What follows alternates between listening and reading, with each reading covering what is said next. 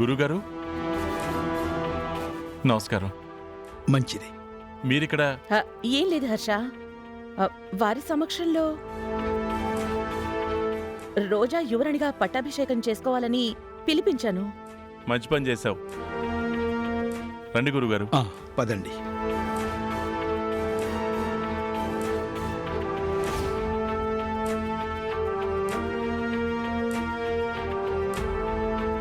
ఈయన సమక్షంలోనే చెప్పారు కాబట్టి ఇదేం చేయదులే. అత్తయ్య నిజంగానే మంచి పని చేశారు.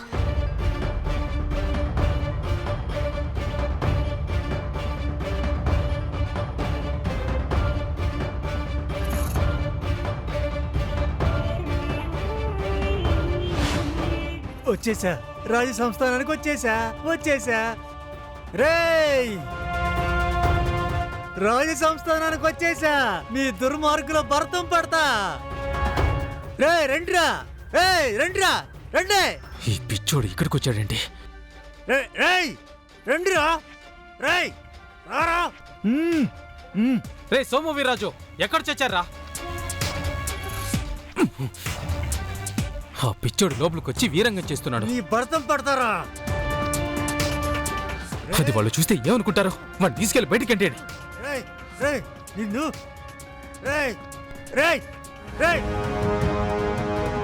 అయ్యో రాజశేఖరం, ఉపేంద్ర, రావద్దంటే వస్తారు. ఏం చేయరు కదా. వదిలిపెట్టండి. రేయ్, సమయానికి రాజగురువు గారు రావడం వల్ల నువ్విక్కడ ఉండగలిగావు. అవును బాబు గారు. ఇక రోజు అమ్మ యువరాణి కాకుండా ఏం చేయాలో చాలా గట్టిగా ఆలోచించాలి. రేయ్, ఇది రాజా గారు రాణి గారిలా? నువ్వు దొంగోడురా, నిన్ను చంపేస్తానురా. నువ్వు దుర్మార్గుడురా. బయటికి గెంటైన రావన్నీ. ఏమవుద్దో ఏంటో. వాడు వస్తాడ్రా. నన్ను వదిలిపెట్టరా.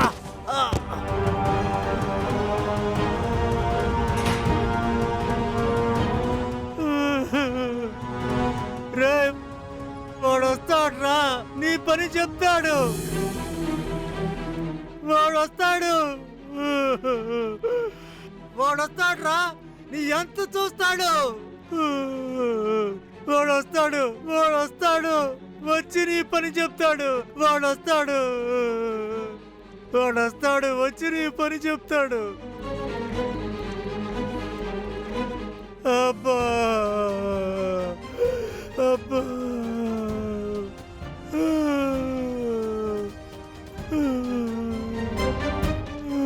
పద్మ, వాళ్ళు నన్ను తోసేశారు. అసలు ఎందుకు వస్తావు ఇక్కడికి? చావడానికా? తినేసి వెళ్ళు. నాకేమొద్దు.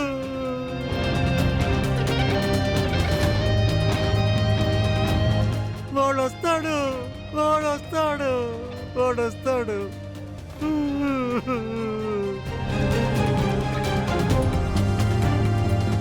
ఎవరతను పద్మ?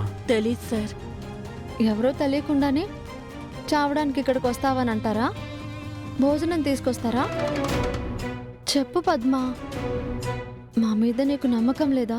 అయ్యో, వచ్చినప్పటి నుంచి చూస్తున్నాను కదమ్మా, మీరు చాలా మంచోళ్ళు. మరతను ఎవరో చెప్పు. చెప్తాను సార్, ఎవరికి చెప్పకండి. ధైర్యంగా చెప్పు పద్మ. అతని పేరు రాజశేఖరం. ఇక్కడే ఈ సంస్థానంలోనే పనిచేసేవాడు. చాలా నిజాయితీపరుడమ్మా.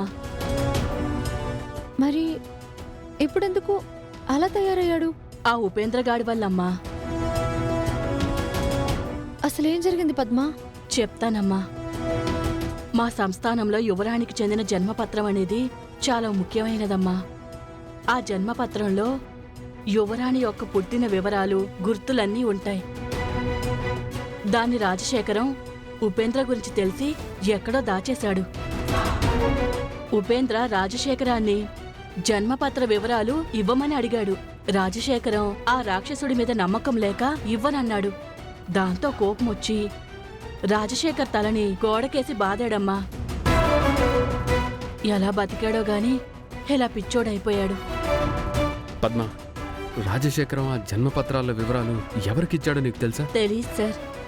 తెలిసిన దానికే నేనెక్కడున్నానో చెప్తే ఆ దుర్మార్గుడు నన్ను చంపేస్తాడన్న భయంతో నేనెవ్వరికీ చెప్పలేదు. మీరు నా పేరు చెప్పరన్న ధైర్యంతో మీకు చెప్తున్నాను. ఉహుం. మేమేం చెప్పంలే పద్మ, మీరు అదే ధైర్యంతో ఉండండి, మీకేం కాదు.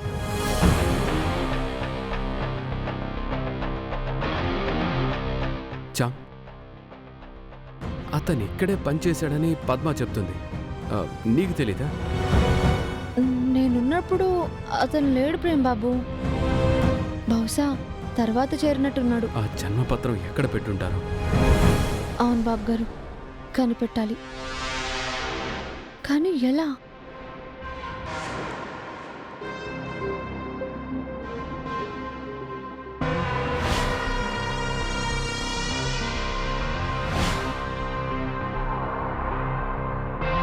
ప్రేమ్బాబు, ఒకటి మాత్రం సిమిలర్గా జరుగుతుంది. అతను నెమలి పింఛం పట్టుకున్నాడు. ఒక నెమలిక కూడా గుడికి బయలుదేరిన దగ్గర నుంచి నాతో ట్రావెల్ అవుతుంది.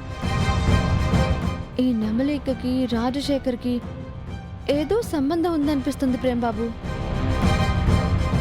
నా డౌట్ నిజమే అనిపిస్తుంది చామ్.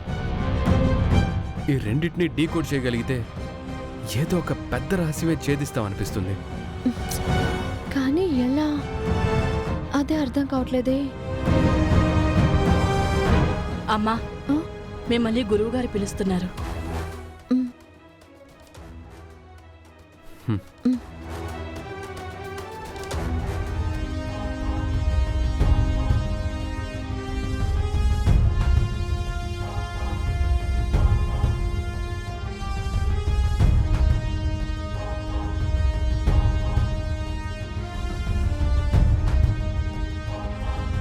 కూర్చో అమ్మా.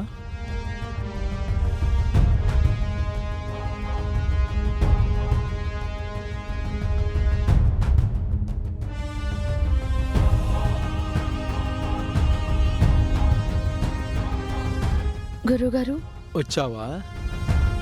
యువరాణి వారిని సింహాసనం మీద కూర్చోబెట్టడానికి ముందు జరిగే హోమం ఇది.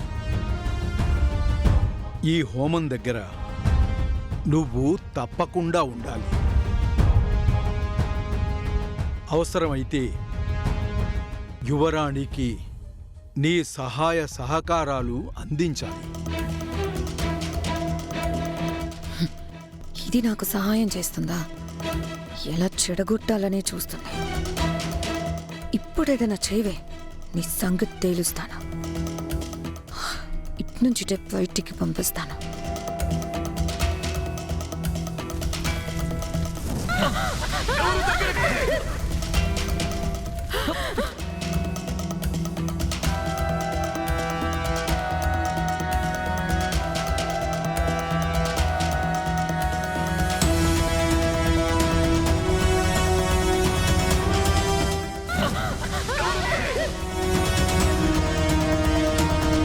చామ్కి మళ్ళీ ఆ భయం మొదలైనట్టుంది. ఎందుకు భయాందోళనకి గురవుతున్నావు చామంతి?